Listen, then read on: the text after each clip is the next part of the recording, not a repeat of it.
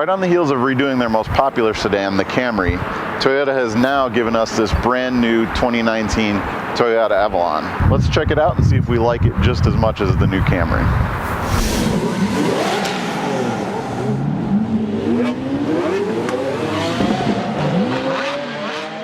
When we review Toyotas from now on, we've thought of a new tool to bring along.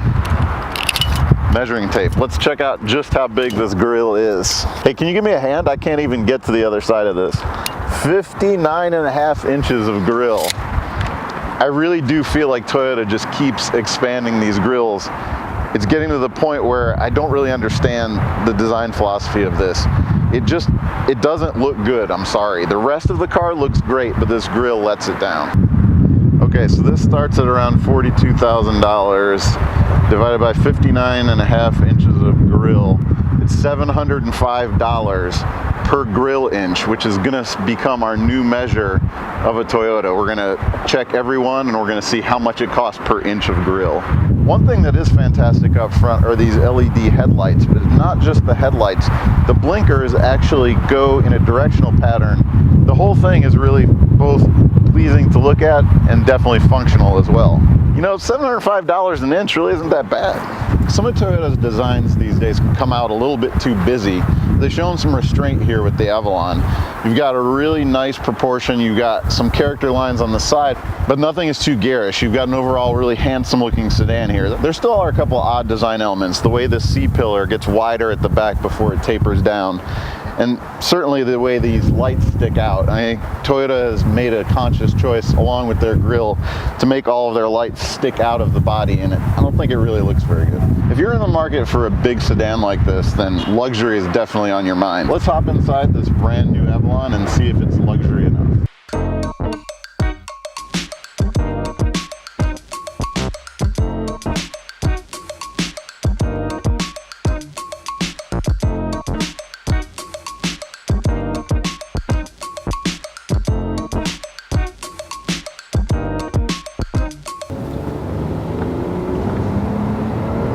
This is powered by a 3.5 liter V6. It's essentially the same engine you get in the Camry, and it's the only choice that you can get in this Avalon. Obviously, this vehicle in its Lexus format will have some other engine choices.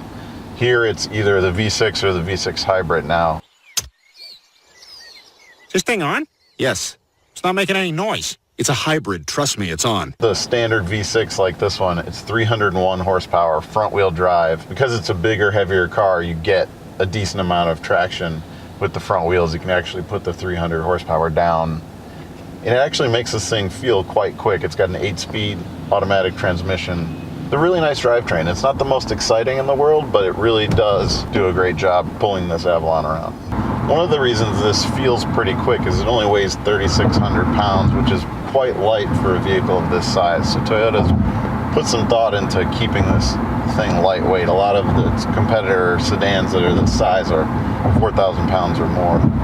It's rated at 22 city, 31 highway, but I just don't see anyone hitting those numbers. We've been averaging under 20, obviously driving pretty spirited sometimes, but it hasn't really seemed like it's gonna hit the numbers that they claim.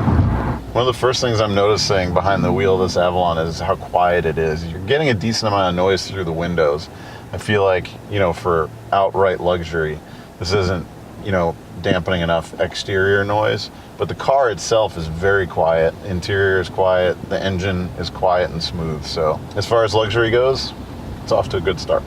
When designing an all-new car like this, you get the chance to do an all-new interior, and there's some things to like and some things that make us scratch our head here in this Avalon. First of all, the seats are very comfortable. You've got a great supportive seat, but it doesn't go down quite far enough. You know, being 6'3", I'm actually kind of feeling a little cramped up top here, and I've got this seat as far down as it would go.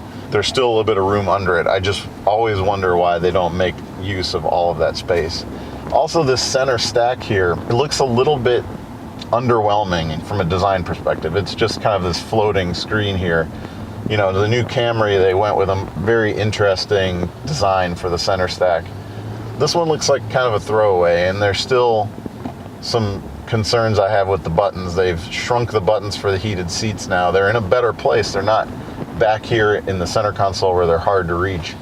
But again, just having these buttons in this style, it just, they feel a little bit cheap to me when you look at this and compare it to other luxury sedans. There's also a big disparity between the LCD in the center stack and the LCD between the gauges here. The one in the center, a lot of contrast, really nice looking display, nice fonts. The one in the center here has a little bit cheaper, looks like it has less resolution. So there's a mismatch between the quality of the look of these two screens. The screen in the center of the gauges is fantastic. You've got lots of different modes that you can go through. And for me, in recent years, this is the best graphics that Toyota's given us on any of their systems. You've got, all these menus, you've got some nice animations that go along with it, lots of information. You can change the display to really show you anything you want. Unfortunately, again, as we've talked about multiple times, you've got all these warning lights that tell you which safety systems are on. Again, I just wish that they only told you if you turned them off. The assumption should be that you'd want your safety features on. So I don't know why there have to be a half dozen warning lights telling you that something's on that should just be on anyway. One great feature here is this JBL 14 speaker audio system. JBL carry a little bit more weight in the audio industry than it does now, but this is a really fantastic system. They've done a lot of engineering with this to really tailor it to the interior here. You've got drivers, mid-range drivers up along the windshield, tweeters in the A-pillars. You've got some really big mid-bass drivers in the doors, so you get a lot of sound and a lot of sound stage out of this. Really pleasing to listen to. Besides the design and functionality of the interior, let's talk about the materials. You've got some nice leather on the steering wheel here, but the leather on the seats is, actually it's pretty nice too. That's something different that I was thinking of. You've got quilted pattern stitching in the doors here. What appears to be wood. We're wondering how mad that Toyota would get if we cut one of these in half to be sure, but ultimately it's a nice looking accent. Some restraint was shown again with some of the choices on the inside here. One knock we do have is, if you're gonna give us a car to test, give us a more interesting color combo. We've got a silver exterior with gray on the inside. It's a pretty blah color combo. If you look online, they've got some interesting reds for the exterior. You can get a really nice saddle brown leather on the inside. I think it would really show off this car much better than this gray, which often Toyota gets accused of being a little bit bland, so why give us a bland color? The only real option on this limited version, which is the top of the line, is really this driver safety package. It gives you blind spot monitor, rear cross traffic alert, emergency collision braking, that sort of thing. Also has a lane alert that tells you if you're going out of the lane. What's amazing though is that feature is only an $1,150 option, so a lot of value here. Pretty much the only option, so you're talking $44,000 fully loaded, top of the line, other than the hybrid, which is a couple $1,000s more. So a lot of value here. You're getting a lot for your money. There's a ton of safety features. There's a ton of places to charge your devices. You've got 5 different things. You've got a wireless charger here, 2 USBs here, 2 USBs in the back, as well as a 12-volt port. There's really just tons of places for you to charge your devices. It's got Apple CarPlay, but we're missing Android Auto here, which is a little bit of a drag. Not everybody has an Apple device. A few of the luxury touches that you get here are heated and cooled seats, which are fantastic on a hot day. You've also, for the cold Chicago winters, got heated steering wheel, so plenty of luxury features in here as well. And for those cold winter days, even your rear seat passengers get heated seats.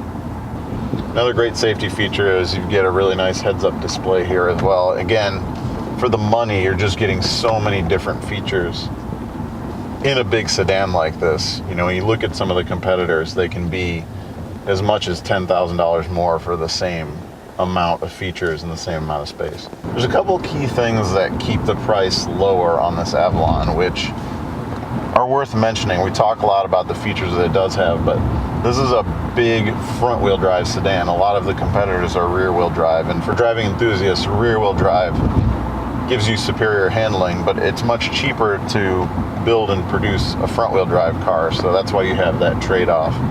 If that's not something that bothers you, then you can definitely save some money. Having only the one powertrain available, not having any V8 option. Again, the Lexus has a V8 option, the Lexus version of this, but you're talking about potentially double the money for that Lexus. It's not very often that you test a big luxury sedan and talk about the value being one of the high points of it. But here, that's exactly what you have. You have a car that gives you luxury, it gives you a ton of space. It's nice to look at, but it's also affordable. This 2019 Toyota Avalon is a great value, first and foremost. You get a lot for your money with this. And a lot of car companies, when they have a luxury division, in this case would be Lexus, they don't do enough to separate their luxury brand and the regular brand. This one has just the right amount of luxury, but it's still affordable.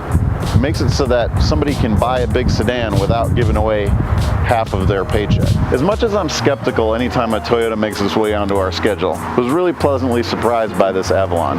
If you're in the market for a big sedan, definitely go check it out.